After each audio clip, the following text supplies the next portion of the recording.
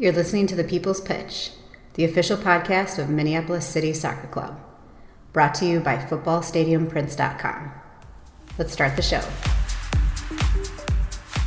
And as I talked about just a couple minutes ago, as Joe Watt stands over this one, he appears to be the one taking the penalty here. This is a huge confidence booster if you're Duluth. Worst case scenario for City right here. And it stopped! Yes! And it stopped! Totally redeems himself. Matt Elder redeeming himself. Oliver with the right foot. The shot is goal! Oliver! Justin Oliver will break the scoreless tie. And it is 1-0 Minneapolis City. Is Hutton now on the offense with the left foot. Goal! And it is now 2-0 Minneapolis yes! City. Good finish. Nick Hutton taking his quick victory lap. We are back, soccer friends. The spring has broken. The weather is getting warmer, and real soccer is getting that much closer. This is the People's Pitch Podcast, the official podcast of your Minneapolis City Soccer Club. I'm your host, John, and with me today, as always, the voice of Minneapolis City Game Day, the Nate Morales. Nate, how was your break, man? Yeah, I didn't really get one. With a 4-year-old, you don't get to spring break. The real question, I guess, is how was yours, man? Did you get a lot of beads? I was just hit up a couple foam parties. All the foam parties. The down water. So many cheeks. So many cheeks. Excellent. Yeah. Luckily, I had the reflecting sunglasses on that day. No, it was good, man. Went to the Tampa Bay Air Show and got to see the Thunderbirds. Oh, sweet. Thunderbirds. But anytime you can see like F-18s flying like 18 inches away from each other and flying like 100 yards over your head, pretty damn cool. Unless you're in like a war zone, then I bet it's probably not cool. But no, it was good. It was really good. It was a good, fresh way to refresh. But actually, where my in-laws live, just outside of Tampa, is where Florida Premier, the ECNL club, has their headquarters, like right outside their community. So actually, I hopped on one of their e-bikes for one night, and I saw the lights were on at the soccer park. So I went over and watched a U17 ECNL game. Oh yeah, how'd they look? Pretty good. It was funny because I was like packing a backpack with like a couple beers, and Jesse's like, "What are you doing?" And I was like, "I'm getting ready to go to the soccer game." She's like, "You can't take beers to like a kid's soccer park." I was like, "I do what I want." I can't. This is my first rodeo, lady. So and I was like, I'm gonna be the envy. Like the dads who don't know who the hell I am are gonna see me crushing beers in the corner, just chilling out, posting up on a new bike. Yeah, they're gonna think I'm awesome. Well, I mean that's a good segue, man. When you talk about U17s and watching some young guys play soccer, because today's show has a primary focus on a couple things. The first being the Futures Winter League. It wrapped up. And we've got some key takeaways from that. So speaking of the youth, and then we're going to move on and talk a little bit about player signings. Of course, we gotta keep covering all the announced players on the USL2 side for 2024, and then we can't sign off without talking about the member event, April 18th. Yep. Make sure we press hard on that. I'm going to be there. I'm going to be there as well, Nate. Nice.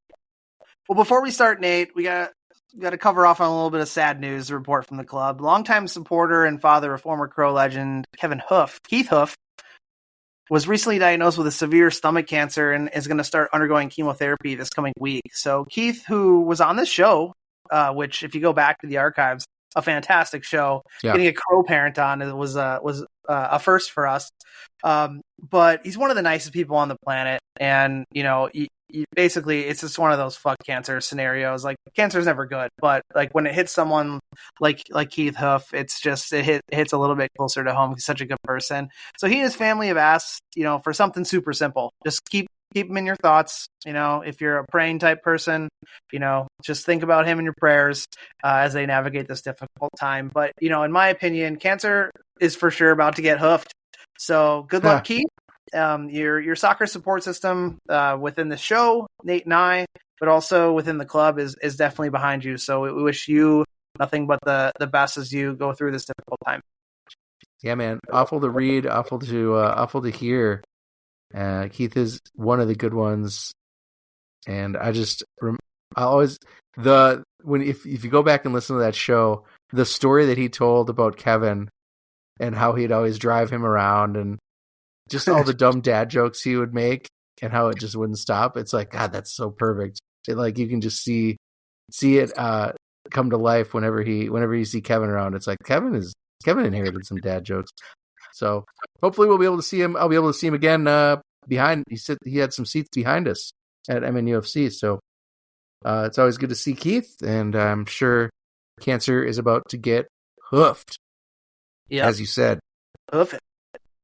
Last show, John, we continued to profile the next round of roster announcements, and since then, man, the players just keep rolling in across the old social media, and so we've got another big group tonight to talk about. Big group has been announced that includes some old faces and some new faces and some guys that I've been waiting to be announced for a little bit that I've heard some rumblings about that I'm real excited for.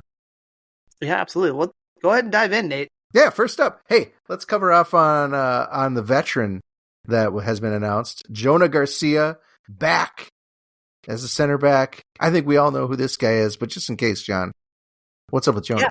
So Jonah is in his 7th season with the Crows, making him the true OG. I can't believe it. He was the vice captain last year and started out as an open trialist from like way back in the day. But since then, firmly cemented his place in the club immediately, and just been a fantastic servant of the club. Whether it's on the field or off the field. Mentoring a lot of the Futures players in the beginning. Albeit under the guise of him recruiting them for his coaching stops. But hey, he was always there. A little late, but he was always there, and he was a good mentor for some of the players within the youth setup. I feel like he was the originator of that strategy, where he was the first one to figure it out. Like, I'm going to show up at Futures and get some guys for Augsburg. Oh yeah. Well, there was in the squad this year, there was 12 Futures players on their roster. So yeah, he figured it out. But as far as a player goes, no disrespect, Jonah, he's not getting any younger, but he's one of those guys that is timeless. Like, he's fit as a fiddle. And from a playing perspective, I think he just reads the game so well. And, it's all in front of him being a center back. And I thought last season, 2 years ago, I thought in our first year in the USL, I thought it was a definitely a feeling out period for Jonah. A lot of very, very big, fast, strong, dynamic attackers from the Division I ranks that he was facing, and for the first time, and I thought that last year it kind of came together for him. He was consistently a member of the back line, and I thought that the number one thing for me that improved on last year was his passing out of the back. I thought that a lot of our attack started with a Jonah Garcia line breaking pass, and a lot of the attack was through possession that at least started from Jonah.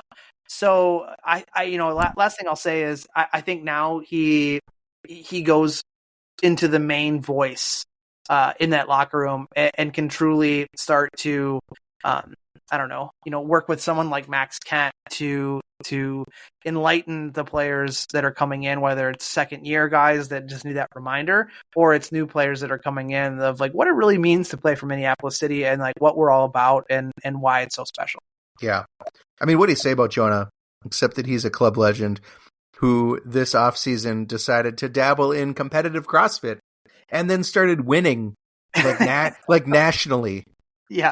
He and Samo went to He went to Vegas and he won the he qualified for an international contest and they won that too. The guy is a beast, and like you said, he's not getting any younger, but man, he is getting fitter and fitter every year. It's like he's unreal. It's unreal with this guy.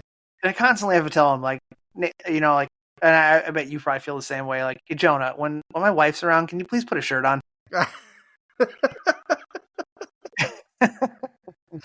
I'm not allowed to talk about that. I try my best, dude, but I'm 43 years old. Put a shirt on, please. Up next, John, is another returning player that I'm excited to see with the murder again. It's Scotty Heinen, who I think we kind of knew about this. This is an older announcement, but we haven't covered him yet. He's going to be slotting in at center mid.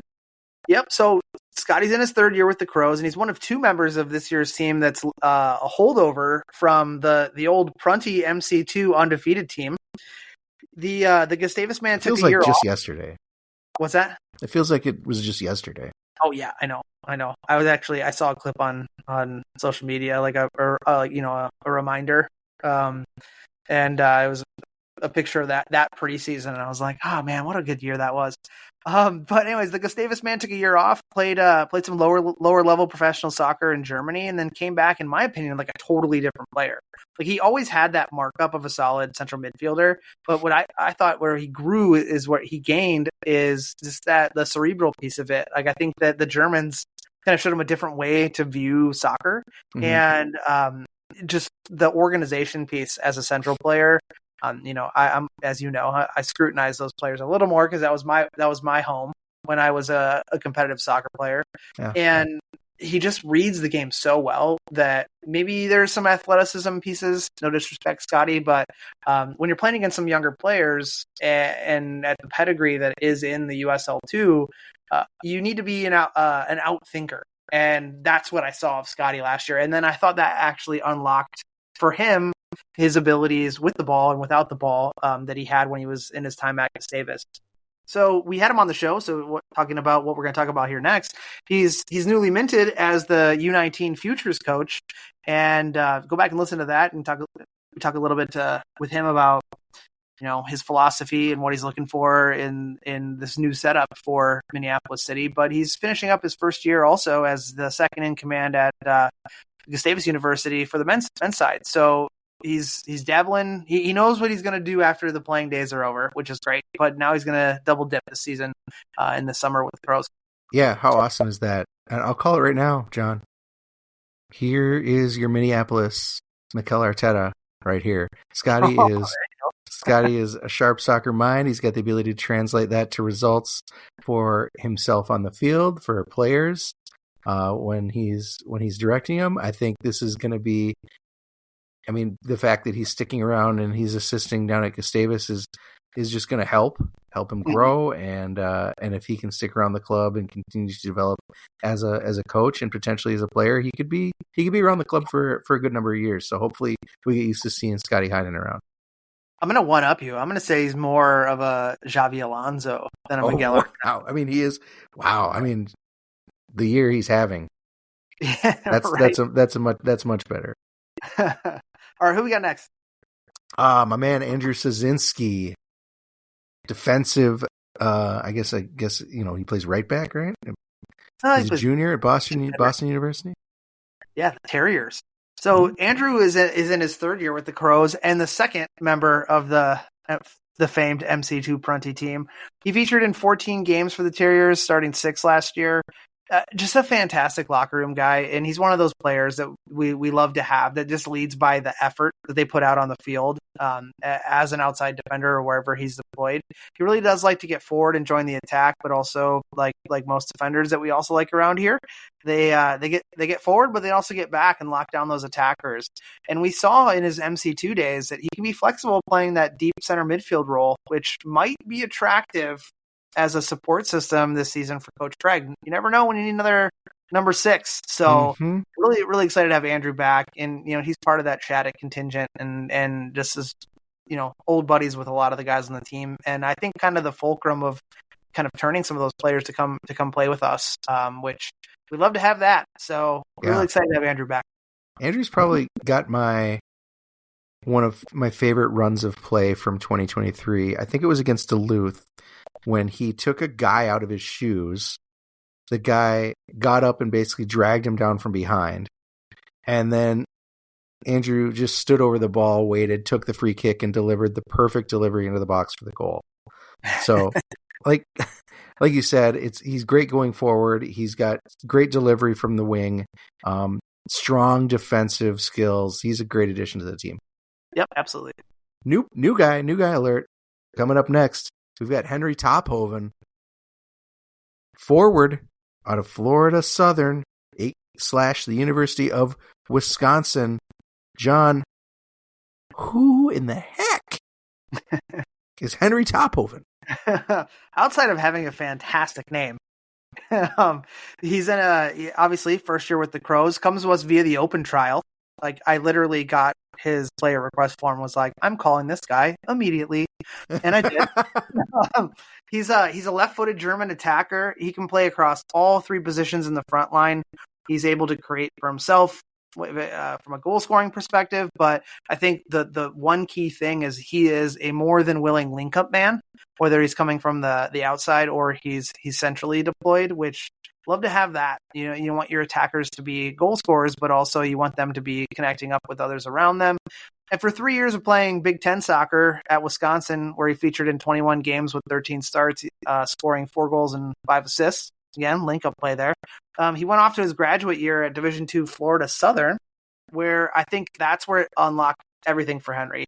He featured in 16 games in that single season there, starting 15 of them, scored 16 goals in 16 games, and then had 3 assists. He was voted all SSC first team, which I assume is their conference. He was a D2 CCA all South region first team.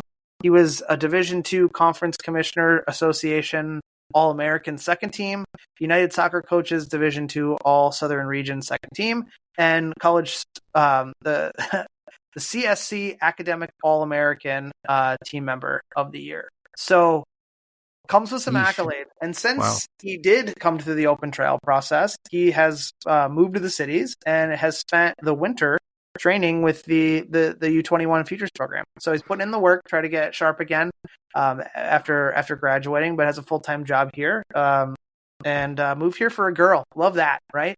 So that always works out well, and he stays. Hey, you know what? Move here for a girl, stay here for the soccer. This is one of those signings, John, that illustrates just how hard it must be for the staff over the years, especially now, to keep their eyes on talent. Like, sure, you start with local guys who have gone on to play it in college, D1, D2, D3. You kind of have seen them, especially with the Futures and MC2 being around, right? But every once in a while, there's this guy like Henry who could not have at all have been on your radar that just kind of shows up. And it's just, like you said, you just got to pounce on him. Yeah, 100%. That's what I did. Without Eli this year, we're going to need someone that can score goals. And I hope Henry can show flashes of that and keep the Crows on the scoreboard for sure. Well, and we have never had a left-footed attacker. And it's not to say that his foot's a kickstand, but we've never had someone that we truly can deploy as a left footer. And that Hakeem is left footed. Never mind. I just ate my words. We've never had 2 of them. So there we go. Next up, John, Otis Anderson, name that I'm familiar with, and we've seen lined up against us. He's a center midfielder, also plays defense for Gustavus Adolphus College. Yeah, recent graduate. It's been a long courtship between the Crows and Otis. He's graduating this year, right? Did he graduate already? He was his 5th year senior this year, so he has since graduated. But like I said, it's a long courtship with Otis. He came to us 3 years ago off of finally coming back from a reconstruction of his a knee reconstruction, so wasn't quite ready yet. And I remember talking with him and talking with his college coaches saying, like, it's a lot like the Aiden O'Driscoll story we always tell, where it's like, not yet, but we don't have a spot for you. We will at some point. Hang in there with us. And then we would kind of keep checking in, and it just didn't work out. The last 2 seasons, Otis played for the St. Croix Legends and decided to finally make the shift over to the right side of town. Mm-hmm. But he's a hard-nosed kind of lunch pail type player who can just own the central part of a field. And he can also contribute on the offensive end. He finished up his college career playing 72 games, Nate. So he's a veteran of 72 college games. Scored 12 goals and had 15 assists, moving from center back into central midfield. 2-time All-MIAC, All-Region First Team, 3rd-team All-American, and he was a Scholar All-American last year. So he has definitely grown a lot since coming back from his knee injury, and I'm super happy to have him because he is definitely one of those players that you can deploy in a couple different ways that you just need on the team. Super flexible. I've seen Otis play at Gustavus and at St. Croix for last 2 years, and he's going to be a great addition to the squad. Yeah, absolutely. Yeah. Up next, another guy who has been kind of in and out and is nice to have landed again with the Crows. It's Bernard Asaby-Rule, a forward. Yep. Bernard, Central Arkansas. Very much like Otis a little bit here. Bernard's in his third year with the Crows, though. Last season, he left the club to play with St. Croix Legends. Didn't really work out for Bernard in St. Croix. I think he featured in maybe three games over the summer, maybe 4. I could be wrong. It could be more than that, but it seemed like only 3 or 4. And I think that the shift was, I think, for him leaving us was more around playing time and looking at the landscape, like Eli coming back and looking at bringing in someone like Shea Bechtel. And I just thought maybe he felt that St. Croix was a better option to get more minutes, but apparently that didn't really work out. Came back to us, but before he left the Legends, he had 4 injury-plagued seasons at Green Bay. Couldn't kind of seem to stay on the field, but did see some times. Finished his COVID year last year at Central Arkansas, where he played in 17 games with 8 starts, scored 3 goals and added an assist.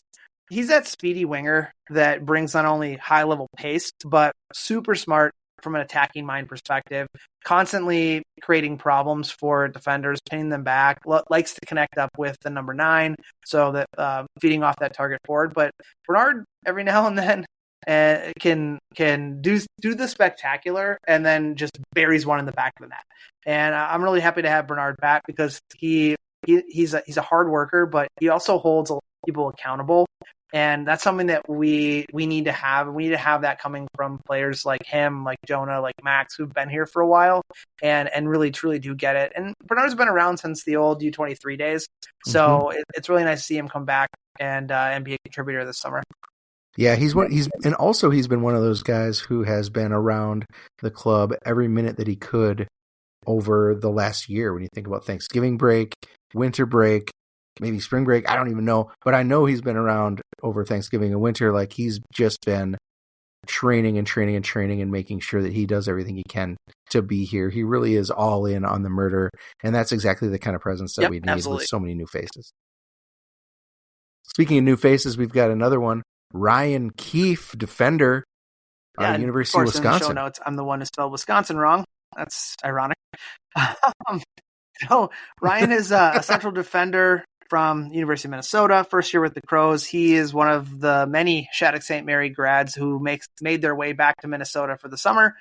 This guy goes about 6'2", pushing around 2 bills, so big center back, very mobile. Really the whole center back package. Can win balls in the air, makes those line-breaking passes, starts the attack, organizes the back line really well to lock an attack down. But also, one thing that we haven't seen since we lost someone like Max and old Big Jack Barry, and even Old Faithful Trey Benhart, is someone from a set-piece perspective that just goes and attacks a service from a set piece or a corner kick. So with 3 years with the Badgers, he's played 37 games, starting 26 of them, and he's amassed over 2,500 minutes in those 37 games. So he's one of those guys you put on the field and he doesn't come off of it. And he has scored 2 goals in his 3 years at Wisconsin on just those on set pieces. So really happy to have Ryan into the fold, and I think that he's going to be one of the prototypical center backs that we haven't maybe had since we last saw Max Kent marauding the back line. Yeah, and you know what's interesting is the way you describe him. I think when you ended last season, you'd think like, okay, defensively, what do we need? And we need height at the center back position, right? And here comes Max Kent. Here comes Nick Kent. He's all grown up. Here comes Ryan Keefe now. And then when you mix in a guy like Jonah or some of these other guys that, like you said, can really, really have the vision and play some passes, like, we're in pretty good shape. Especially when you think about the fact that the cat's out of the bag. Griffin Gierche is not going to be able to play with us this summer, recovering from a pretty serious back injury. We lose someone that has that size. and who has that passing ability. So, there may be an instance where we might see a different type of backline deployed by Coach Craig and staff. I don't know. Maybe. I'm not saying we are, but yeah, really, really great. I mean, I don't think you could have hit the nail further on the head that like where we lacked depth last year wasn't the backline. Yeah. Well, coming up next, John, fresh off of a national championship, we've got a couple players to announce, one being Clemente Arcuch-Puig, center midfielder out of second year with us, like you said, making his way back fresh off a national championship with the Oles. And in his first year, deployed mostly as a center attacking midfielder for the Crows, but every time he came off the bench, he was that consistent offensive threat and always looking to go forward. And we kind of hadn't had a central midfielder like that since the old Samuel Ruiz Plaza days, where they get the ball, their heads up, and they're looking for that pass that's going to unlock the attack. So super happy to have him back.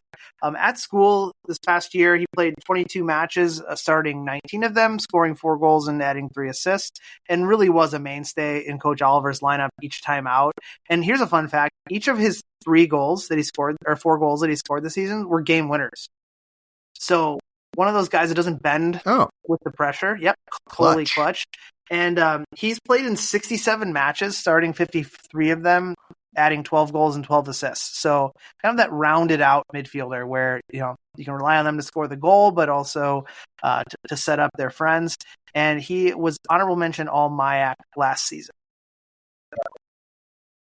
Yeah, I think in my notes I've got that he is probably the most underrated player, that is the most underrated returning player, I'd say, after the limited appearances that he had with the club last year. I really like his ability to possess and look dangerous going forward. Some of the times when he came in, I was like, man, this guy should have been in for the last half, right? More chemistry with the team is going to do him well, and I really hope that he can show everyone what he's got this year. Now, speaking of St. Olaf champions, let's welcome back forward Hakeem Morgan. He's going to be finishing up his college career at Loyola Marymount out there in beautiful Los Angeles, the Big California. Tico is what I'm going to start calling him. His second year with the Crows, and is another player from that, like we mentioned, that Ole's team, fresh out their national championship, making the jump from D1 in his final, or from D3 to D1 in his final career in college, which we know can be done. We saw it with Max Kent. During the fall, he was called up to the Costa Rican U23 national team for a set of Olympic qualifiers, which is awesome. So another international from a Crow perspective. Let's just call a spade here. He was the front man that the offense went through from a threat perspective with the Crows last summer. But I'm going to be honest, where he was let down was by service. I thought we didn't necessarily unlock his full potential and his goal scoring prowess with the service that he was given. I mean, he was given some opportunities, and he had to do a lot of checking back and creating for himself, where I think he revels in that. He really likes to get dirty and check back and get a ball and hold off a defender and try to do some combination play. But what happens after that isn't what we unlocked. Like, he did all the dirty work. He wheeled off of maybe checking 2, and then we never found the ball to his foot again where he can unleash a shot. Deadly as a set piece specialist. We saw that against St. Croix. So I think that I'm really looking forward to another summer with Hakeem. As far as how school went, he played in 60 games in his career at St. Olaf. What's that? How did school go for the? How did school go for the champion? 60 games played in his career there, 58 starts, so definitely one of those players that you needed on the field. He had 33 goals and 23 assists, which is good enough for 2-time All-MIAC, 2-time All-Region, and second-team All-American. Yeah, not bad. What I love about Hakeem is his ability to drop in and receive the ball a little deeper and let others make runs around him. I think you think back to the Shea Bechtel goal, prime example there, drops in. I mean, he's like deep from on the 40-yard line on the left wing, just like, what's Hakeem Morgan doing there? Oh, he's putting a dime on Shea Bechtel's head for a goal. Yeah, like with another year of high-level soccer that included a Tico U23 call-up, I just can't wait to see this guy add danger from anywhere on the field. Like you said, hopefully he gets the service so he can do it himself. But man, Hakeem, it's great that we got him think for about year. Like how phenomenal. As far as backup options are concerned, or different options for Coach Craig this year, there's some people that we haven't announced that are coming back that I think will help in that service piece to unlock Hakeem. But like, think about the potential of having like a 2-forward system with he and Henry Tophoven. Like, that's some stuff we haven't done in a while. Dude. Is have 2 dangerous attackers up front working together as a unit, and that's really tough for defenses to try to figure out. And you know what's funny is when you mention that, it's something that nobody really does in our division. Like, it's all route one to the one speedy guy, Nathan Donovan or whoever. So whoever was on Manitoba, whoever is on Thunder Bay, like nobody has that 1-2 punch up top. That's a good point. Well, like you said, there's more up our sleeve. There's going to be even more players announced every week. So stay tuned here to learn more about the entire team ahead of our May kickoff. Now, John, spring has sprung, and that means that we have put the Futures Winter League in the rearview mirror. Winter is gone. For those that were able to make it out to our Winter Park for our supporters night, you got to see a really high intensity game for the U21 title, but unfortunately you missed out on watching the U19 title game as spring breaks and kids in club travel meant that too many kids are missing to play that one. So instead, the U19 championship was played the next week. Regardless, we do have championship games to talk about. One thing I want to mention that this year was lost in like the leadership shuffle and the addition of the U19 team that fans might not have been aware of is that the Futures team didn't really have unique kits like in years past. We used to have 4 teams, 4 special Minneapolis City kits that were really cool.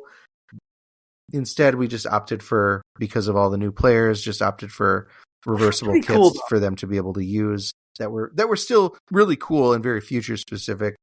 They had all the neighborhood names, all the Minneapolis neighborhood names in script on a black background or on a pink background. And the teams were still named after Minneapolis neighborhoods. So if you didn't get to show up and see that might be something you're like, hey, whatever happened to those neighborhoods? Well, they're still around. And the bottom neighborhood in each league is still relegated, passing into Futures history, right? Yeah. So let's start with the U21's Future Winter League Championship. Who was squaring off and what happened? I did make it out, John, for the latter part of that game, but by the time I got there, it really already had turned into an intense back and forth affair. Well, and I don't even remember who won. Intended, Nate, to post up and just watch the final, but a coach was needed for the third place game. And I'm going to be honest here. I spent most of the time looking over my shoulder at the final instead of paying attention to the game I was supposed to be helping coach. But the final was a hotly contested match between Powderhorn, the number 3 seed, taking on Nokomis, the number 1 seed. And thank God we had refs, because this is one of those situations, Nate, one of those games where all you had to do was tell highly competitive young adults that there was a title on the line, and then they all turn into complete savages. So, dude, I saw, just to put an exclamation point on that point, it was Ramadan still, and I saw Fedor Kondo come off and needed a rest. And he hadn't had anything to drink, and he was asking, like, is it sundown? Can I drink? He's like, oh my God, I need a break. And he took a drink, and keep in mind, he pulled himself off. And then he recovered a little bit, and the game was over by the time he was done. And he was mad. And it's like, dude, you asked to come on. He's yelling. He's like, I was on the sideline. Why was I on the sideline for this? It's like, you asked to be over here. Like, everyone was so intense. This game was so intense. It was the game ended up 7-6. So a lot of goals happened in that game. Plenty of goals. Augsburg defender Aiden Lee notched a hat trick from the back for was it one? Hang on, I totally lost who won. I didn't even look at that. Who won? Well, crap. Hang on, Nate. Do some talking. It was Max Kent's team. I don't know. It wasn't I remember Max Kent was on that team. It wasn't? It was the other one? I closed the notes here. Powderhorn or Nokomis? The winner. And just anticipation here. The winner, 7-6, was Powderhorn. You got it. Yeah. Wow. The number 3 seed upset. So goals came from Aiden Lee, notching that hat trick, but it was Antonio Oliveras who saw time with the Futures UPSL team last summer. Limited time, wasn't a full-time member of that team. Pounced on a rebound opportunity that came off the gloves of goalkeeper Holden Waldrum for Nokomis. Waldrum had 9 super big saves on the day. Like, he was standing on his head. But was unable to make that 10th save before Oliveras got the little toe poke and was able to snatch the golden goal winner with just 2 minutes left to go in overtime. And if you go to Twitter X, you can see Kyle Eliasson interviewed him about that opportunity, and it was really great to see how excited he was to bring home that title. But that's how it ended, 7-6. Congratulations to Powderhorn. Nice work, Powderhorn. As I said, the U19s had to wait a week to play. And John, because I'm trying my best not to be a helicopter parent, I did not attend that final. But here's what I know. You should have just gone. I should have just gone. I know. It's in the end. There's only so many games I can watch. Or there's only so many games left to watch. They all grow up so fast. But here's what I know about this. It was a battle of the number 2 seed that had a lot of talent on paper. We just talked about this before the show. A lot of the MTA 2007s were on that number 2 seeded team, Eli Baker's team. And they are currently the number 1 seeded 2007 ECNL team in the country. And the number 4 seed that was coming off of an upset, having dominated the top seed 2 weeks prior, which was, I don't know, I was happy about that. That was another team that you had coached previously, and you were not on the sideline for that one. And of course, that's when the team lost. What struck me about the U19 league this year, just in general, as I was looking at the results, was how back and forth all of these games were. And every result was so close. You're talking about 7-6, 5-4, 4-3. Like, every result was within 1 goal, no blowouts. The number 4 seed was unlucky to be there. The number 1 seed, you could say, was lucky to be there, right? The parity, there was, you guys did such a good job building this U19 program that the talent was so equal across all these teams. It was really a crapshoot week in and week out who was going to win. I really loved it. And this game was true to that trend. Being between Camden, that was actually the squad that I did have the pleasure to coach during the regular season. Not in this game. I'm going to heavily caveat that because I did not lose another Futures final. Yep. In my 3 years of coaching the Futures, I've lost 2 championships. Anyways, that we don't have to talk about that. Against the number 1 seeded team, Ventura Village. I don't even know where is Ventura Village in Minnesota. I looked it up. It's north. All right, well, I think it's north. It was a true Cinderella story that I unfortunately was not able to see because I was not in town. But Ventura Village, the 4th seed, took home the title by the scoreline of 4-2.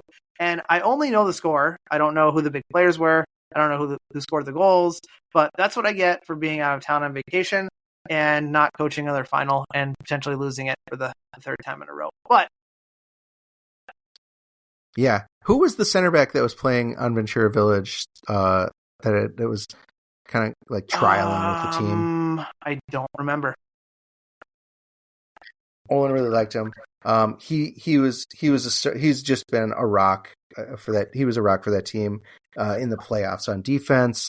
That was an interesting squad too because you had the Stillwater Woodbury connection where, enemies in October, but friends by March, as Colin Vilm was able to line up with Olin and play really well together.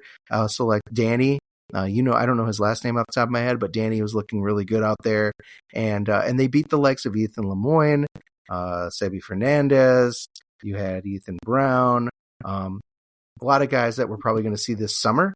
We're on that Camden squad, and like I said, just kind of any given Sunday situation with this Futures squad, and lucky I should say I was unlucky to have not seen Ventura Village take it all. That would have been a great game to watch. But congratulations to all the boys. Really successful Futures season. Another successful Futures Winter League just all around on the U19, U21 level with, I think, a lot to be proud of for every player and really a lot of learnings for the club to take into next year as they build out like what it means to run a U19 squad as well as a U21 squad, as well as the semi-pro top team. From this pool of players, John, the UPSL U21 and U19 players have already been notified from what I gather, and they are training. And they're ready to kick off in early May. First game, May 5th against Joy Athletic. So more on these final UPSL rosters to come, but I am definitely looking forward to the talent that's going to be out there pressing for more Midwest. Yeah, I'm West excited what titles. to maybe next for this coming week. We do our U21 and U19 roster reveals, but yeah, I'm with you. I think the future is bright. So it has been many moons since we last got the murder all together, but we are ready to do it this coming week as the club will be hosting our annual preseason event on Thursday, April 18th at the Corner Bar in Minneapolis, down in Seven Corners, our old stomping grounds, Nate, down there. Yeah. The festivities start off at 6. Preston's is What's gone, that? so I don't get there that much. Sergeant Preston's is long gone. Yeah, I haven't been down there probably in 3 years, maybe 4. The festivities start off at 6:15, and this year we're covering off a year in review. So talking about how things went last year. Everyone loves that to get their eyes on kind of what, peeling back the layers and getting a look at what happened last season and last year with the club outside of getting our trailer stolen. But we'll also be featuring and treated to a conversation with second year head man Carl Craig, as well as discussion from President Adam Pribble, newly minted President Adam Pribble. The guts of the event will go until about 7:15, so we got about an hour of presentation, hopefully in about an hour, but everyone gets talky, as we know. Before happy hour starts, and if you are a member and you do come, you can meet some of the players. I think the Kent brothers are going to be there. Jonah, Henry Tophoven's going to be there. There's also going to be the 2024 sponsors were invited, so you can meet Gunnar from what Barber Lounge. You can meet some of the folks from Shells, and then of course, speaking of Shells, put back as many of those as you can afford to drink and drive home responsibly because they are our new sponsor this year. But Nate, you and I have hosted a few of these in the past, and it really is a great time for people to kind of start that annual excitement of what's going to come in the summer, but also like we talk about the last season as well. And it's also the chance for members to ask those hard hitting questions that for some reason are no longer asked on this here show via our email hotline. So it's your only opportunity to ask some questions until the end of the season. So come on out if you're a member. If you're not, we'll tell you how to get tickets here in a little bit. Yeah, I absolutely love these events, and I'm going to definitely be there. I'm going to bring the boy, and we're going to crush some of the Corner Bar's almost world-famous Joey Wings, something that I only know about because of the Augsburg. Yep. I was going to say, I read a couple of ad reads for you. So as a reminder, that event is going to take place Thursday, April 18th, starting at 6:15 at the Corner Bar in Minneapolis over there in the Seven Corners neighborhood. I'm excited for that. And that's going to do it for this week's show. Thank you to our wonderful show sponsor, footballstadiumprints.com. John, I wore my Ibsen shirt out today, and I got some love randomly at Menards with that. So I'm going to say our friends at footballstadiumprints.com do you right with their soccer-focused t-shirt designs. You can find the Ibsen shirt, you can find the Elder shirt, you can find the Bizworm shirt, and you are going to get mad love when you're out on the town. Don't forget to use the code CROWS10 for 10% off everything you purchase. And remember, all U.S. orders ship right from the States, so there's no pesky international shipping charges. As a reminder, Minneapolis City is a 501c3, so you can feel good that your membership doubles as a charitable donation to a club that does good. Memberships for the 2024 season are still, of course, on sale. Make sure you cement your seat in the stands and get some sweet, sweet swag, all for a price that destroys other clubs' price of entry. head to MinneapolisCity.com, MPLSCitySC.com, and get yours today. Remember, everyone, you can always find us on Twitter X at The People's Pitch, and you can even email us if you have any questions. Like John mentioned, nobody emails us anymore because email is dead. If you have any questions or topics you want covered on the show, mcscpodcast@gmail.com. Of course, you can always connect with the club on Twitter at MPLSCitySC, Instagram as well. That's all for this week. I'm Nate. That was John. The preseason has kicked off.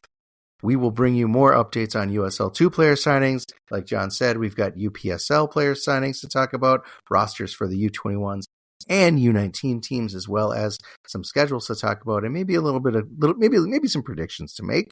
But until next time, good luck, Keith.